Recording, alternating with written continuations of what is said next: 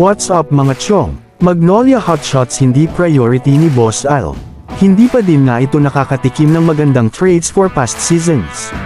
Puro Ginebra at San Miguel nga nakafocus ang atensyon ng pagpapalakas ng SMC teams. Tila nga walang paki si Boss Al sa Magnolia. Kahit nga sunod-sunod na ang pagkatalo nito ay di pa din pinapalitan si Coach Chito na maraming fans na rin ang nag-request. Tinawag na ngang intro boys dahil sa sistema ni Coach Chito. Suggestion din ng mga fans na Magnolia naman ang pumitas ng bigating player at hindi puro SMB at Ginebra lang. Si Arvin Tolentino nga ang isa sa mga inaasam ng mga Magnolia fans para mapunta sa team. Tiyak na mapupunan nito ang kawalan sa isang go-to guy sa team. Isang paraan para ma-improve ang team ay ang major rebuild ng team. Ikaw ano ang komento mo sa Magnolia?